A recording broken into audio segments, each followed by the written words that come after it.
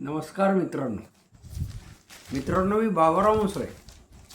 सारं काही बाबाराव मुसळे या माझ्या यूट्यूब चॅनलसाठी काही असं काही तसं या सदरात मी हा व्हिडिओ बनवत आहे. काय झालं मित्रांनो, काल परवा माझा एक माजी विद्यार्थी मला भेटला. गप्पा करताना मी त्याला सहज त्याच्या मुलांबद्दल विचारलं, तर तो सांगत होता की माझा मुलगा यावर्षीच मॅट्रिक पास झालेला आहे सर, आणि त्याला मी अकोल्याला एका क्लासमध्ये ॲडमिशन दिलेलं आहे. अर्थात हे काय नीट वगैरे वगैरे JEE अशासाठीच मुलं अशा क्लासेसमध्ये ठेवले जातात. आणि मग त्यानं त्याच्या पुतणीच्या बाबतीत जे घडलं ते सांगितलं. थोडंसं शॉकिंगच होतं ते. अर्थात त्याची पुतणी अकोल्याला असणाऱ्या मोटेगावकरांच्या RCC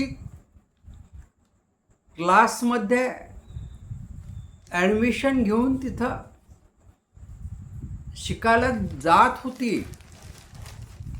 आणि मध्येच मग हे प्रकरण उद्भवलं. अर्थात परिणाम असा झाला की मोटेगावकरांचे महाराष्ट्रभरातील जिथे जिथे काही क्लासेस आहेत ते सगळे बंद पडले आणि अकोल्याचाही क्लास बंद पडला. अर्थात बंद पडला हे सगळे जगाला माहिती आहे, पण त्यानं जी व्यथा सांगितली ती मात्र, किंवा तिच्याबद्दल फारशी चर्चा आत्तापर्यंत कुठे झाली नाही. आत्तापर्यंत झाली नाही म्हणजे आजपर्यंत झाली नाही असं म्हणतो मी. कालच मी त्याचा व्हिडिओ बनवला होता, पण थोडंसं काय बोलण्यात एका जागी चूक झाली होती म्हणून मी तो डिलीट केला, आणि म्हणून आज दुसऱ्यांदा हा व्हिडिओ बनवत आहे. तर झालं काय, त्याच्या म्हणण्याप्रमाणे त्याच्या भावांनी त्या क्लासला ॲडमिशन घेण्यासाठी जी फी आहे 1,00,000 रुपये ती भरली होती. अर्थात ती एका वर्षाची असेल. आणि मग तिथं राहायचं बुवा याच्यासाठी एका रूमचं भाडं जे काय होईल असेल महिन्याचं ॲडव्हान्समध्ये घेतात ते लोकांनी, तेही दिलं होतं. ते जवळपास 7,500 रुपये. म्हणजे अशा पद्धतीनं तिच्यासाठी 1,07,500 रुपये खर्च करून तिच्या क्लासची सुरुवात झाली होती. पण दुर्दैव या अशा सगळ्या मुलांचं की हे क्लास बंद पडले. आणि अर्थात ज्या मुलांच्या बाबतीत नीटचा पेपर एकच नव्हे तर अनेक पेपर फुटले, त्यांना जो शॉक बसला होता तसा शॉक या मुलांना सुद्धा बसलेला आहे. कारण हे जे पैसे आहेत हे परत करणार कोण आता, आणि मागायचे कोणाला?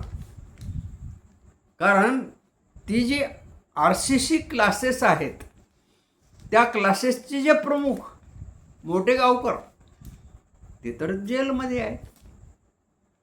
त्याच्याबद्दलची चौकशी सुरू आहे. एकापेक्षा एक अनेक भानगडी गुंतागुंतीच्या त्यात बाहेर येत आहेत. बरं, हे एवढ्यावरच थांबलं नाही, म्हणजे केवळ नीट पुरतंच हे थांबलं नाही, तर मग आणखी काही भानगडी देश पातळीवर सुद्धा चर्चेला गेलेल्या आहेत. म्हणजे एकापेक्षा एक शॉकिंग गोष्ट असं सगळं झालेलं आहे. या मुलांच्या ज्या व्यथा आहेत, मी ज्या पद्धतीचं वर्णन करतो, या मुलांच्या व्यथा आतापर्यंत कोणीही कुठेही कुठल्याही व्हिडिओवर किंवा कुठल्याही वर्तमानपत्रामध्ये आल्या नव्हत्या. अर्थात तो विषय मी काल घेतला. आणि काय झालं की आज जेव्हा मी लोकसत्ताचा अंक पाहिला, माझ्याकडे लोकसत्ता येतो, तर त्याच्यामध्ये मात्र पहिल्यांदा अगदी पहिल्यांदा या प्रकरणाशी संबंधित एक बातमी आलेली आहे आणि बातमीचं शीर्षक असं आहे की नीट प्रकरणाचे धागेदोरे अकोल्यापर्यंत.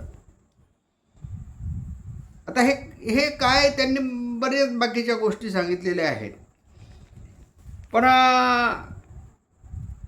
इथं एक छोटीशी त्याच्याच मध्ये एक बातमी दिलेली आहे, चौकटीत असल्यासारखी, अर्थात चौकट केलेली त्याला, पण एक ती वेगळ्या टाईपमध्ये वगैरे दिलेली आहे. आणि त्याच्यामध्ये असं म्हटलेलं आहे, वाचूनच दाखवतो मी ते. शुल्क परत मिळत नसल्याची तक्रार, शुल्क परत मिळत नसल्याच्या तक्रारी दरम्यान शिकवणी वर्गामध्ये प्रवेशासाठी भरलेले शुल्क परत मिळत नसल्याच्या काही पालकांच्या तक्रारी आहेत.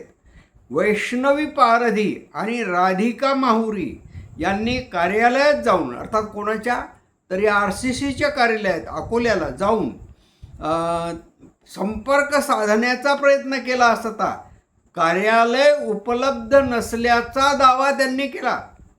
तसेच शुल्क परताव्याबाबतही कोणतीही स्पष्टता मिळाली नसल्याचे त्यांनी सांगितले.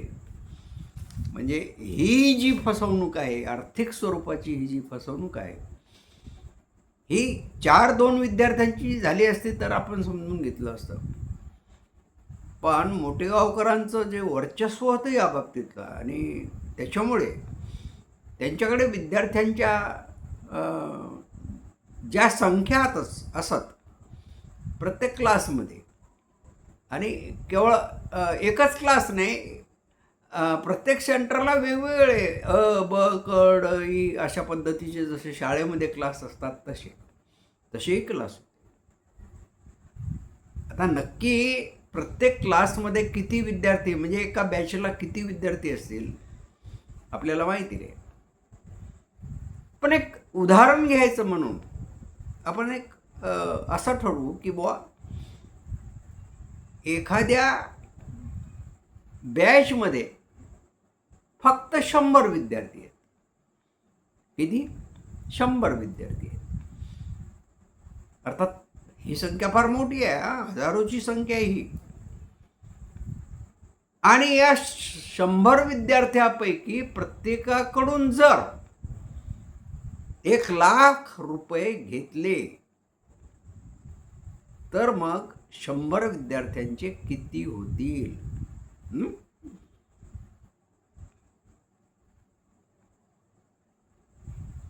किती होतील? म्हणजे 1,00,000 गुणिले 100, मला वाटतं ते 10 कोटी तरी असा काहीतरी आकडा येईल तो. हा पैसा कोण परत करणार? म्हणजे हा एक आपण फक्त एक अंदाज केला, केवळ 100 विद्यार्थ्यांचा. असे कितीतरी विद्यार्थी आहेत. तो सगळा आकडा जर काढला तर अब्जावधी रुपये होतील कदाचित. मग ही फसवेगिरीच नाही तर काय? कारण आता कोणाचीच जबाबदारी उरलेली नाही पैसे परत करण्याच्या बाबतीत. त्या मुलींनी सांगितलं, त्या 2 मुलींनी अकोल्याच्या, की आम्ही त्या ऑफिसमध्ये गेलो पण कार्यालयच उपलब्ध नाही. त्याच्याच बाजूला जी बातमी आहे त्याच्यामध्ये असं सांगितलेलं आहे की ते मूळ कार्यालय जे आहे ते बंद करून त्या कार्यालयातलं सामान कोणीकडे तरी दुसरीकडे हलवण्यात आलेलं आहे. विद्यार्थ्यांनी काय करावं? पालकांनी काय करावं? किती शोषणाचे हे अभिनव प्रकार आहेत. हाच माणूस म्हणजे हा मोठेगावकर, त्याचा एक व्हिडिओ मीही पाहिलेला आहे. मला वाटतं बहुतेक तो गेल्या वर्षीचा असावा, ज्यावेळेस नीटचा पेपर फुटला होता. त्यावेळेस हा माणूस माईकसमोर येऊन, कॅमेऱ्यासमोर घेऊन ताव देऊन म्हणत होता की असे नीटचे पेपर फोडणारे जे कोणी लोक असतील त्यांना फाशी दिली पाहिजेत. काय बोलतो आपण? कसे वागतो आपण? कशाला कशाचाही ताळमेळ नाही. मित्रांनो, यापुढे आपले पाल्य त्यांना जर कुठे असं पाठवायचं असेल तर 10दा विचार करावा लागेल प्रत्येकाला. बघू काय काय होते, कसं कसं होते, पालक किती गंभीर होतात. नमस्कार.